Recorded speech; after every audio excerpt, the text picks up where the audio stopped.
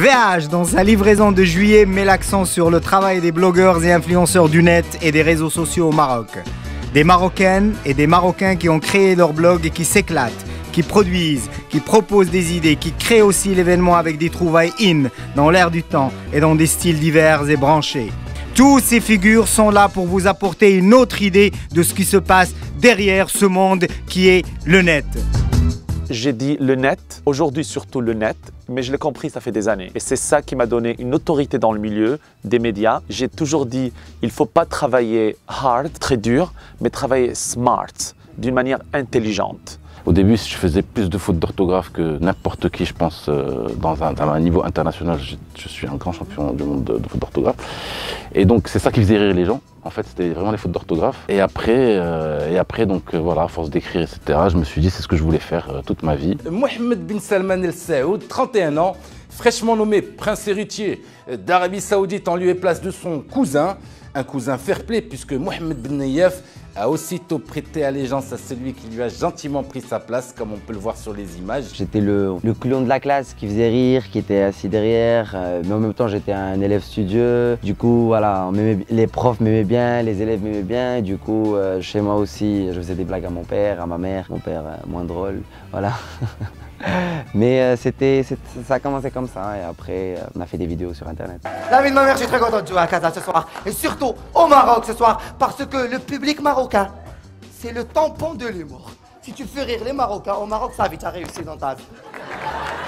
Moi, j'ai toujours été une passionnée du Japon depuis toute petite. C'est d'ailleurs pour ça qu'il est appelé The Cherry Blossom en hommage au sakura, qui est en fait l'arbre emblématique du Japon. Les choses ne se font pas toutes seules. Il faut un peu forcer le destin. Et comment on fait ça?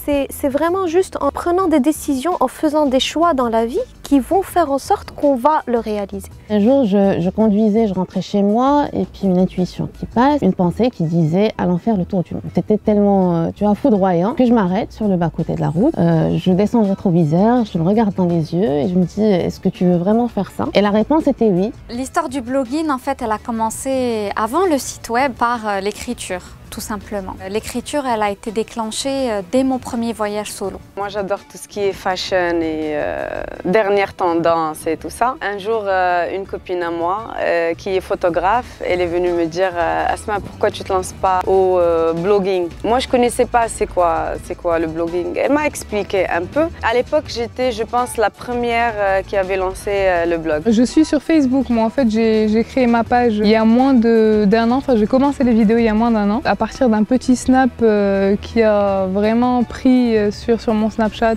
entre amis et qu'on m'a demandé de publier. C'est le showbiz, il faut faire rêver les gens. Les gens, ils passent une vie quotidienne difficile. Aujourd'hui, on est tout porté sur le matériel. Donc quand vous voyez les blogueurs, les blogueuses qui postent la belle vie, les voitures, tendance, le business class, c'est pas la réalité, c'est pas ce qui est vrai. C'est que ces gens, c'est pas leur vie quotidienne. Le Mohamed de l'info, c'est un personnage qu'on a créé, que j'ai pensé. Je me suis dit, donc je vais présenter un journal de satire. Il fallait que ce soit la caricature du journaliste qui présente le 20h, donc qui se prend pour waouh, ça y est, il est au top de sa vie. Pujadas à côté, c'est un Français quoi. Les sujets, c'est de l'actualité.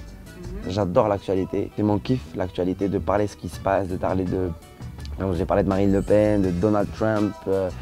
J'ai envie de parler du Qatar, j'ai envie de parler de ce qui se passe aujourd'hui. Marine Le Pen, elle est passée, en France ça va péter. Les étrangers, elle va les manger, on sera tous refoulés. Au Maroc, on va bronzer. Ce temps pour lire, let's make it worth it. Pour avoir par exemple une information fraîche, je ne vais pas l'écrire sur le blog. Je vais plutôt l'écrire sur les réseaux sociaux. C'est une inspiration qu'on tire tous d'une même source en fait, qui est la rue. C'est pour ça qu'on a tendance à se dire qu'il y a beaucoup de points en commun, mais le seul point en commun, en fait, c'est l'inspiration, qui est la matière première, la rue. J'avais les cheveux jusqu'aux pieds, le regard brisé, le teint naturellement frais.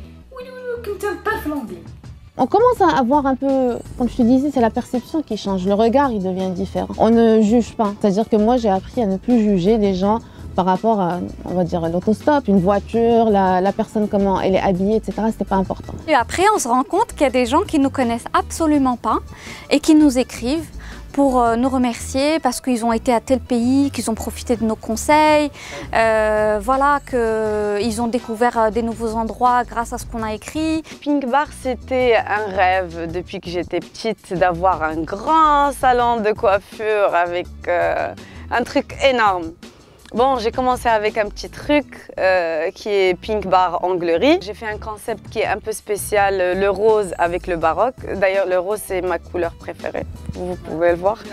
J'ai continué à voyager dans l'Amérique du Sud, donc en remontant le continent, vers le Brésil d'abord, et ensuite en faisant une loupe vers l'Équateur, les îles Galapagos, qui était un de mes plus grands rêves aussi, parce que je suis une grande fan des animaux, la faune et la flore, la théorie de l'évolution. Il y a des tortues, il y a des iguanes, il y a des requins, il y a des... c'est magnifique. From Los Angeles to Casablanca, I'm Simo Ben Bachir and you're watching VH TV. Mesdames, Messieurs, vous me connaissez maintenant. Excusez-moi d'être venu sans moustache, mais Version Homme TV est effectivement un concurrent à nous. Donc, si vous regardez LMHM TV, regardez Version Homme TV. Il faut gérer les projets des Radjin. Version Homme, c'est quand même un projet. Ils sont déjà au 13e étage de la tour des... Bon, je ne peux pas le dire exactement. Ils sont bien arrivés. Donc, bonjour à tous, comment ça va la famille, les parents des crocodiles, la Mercedes, tout va bien? Regardez VH, où va dormir 20. Vous trouverez l'intégralité du dossier sur les colonnes du magazine VH, The Good Life Magazine.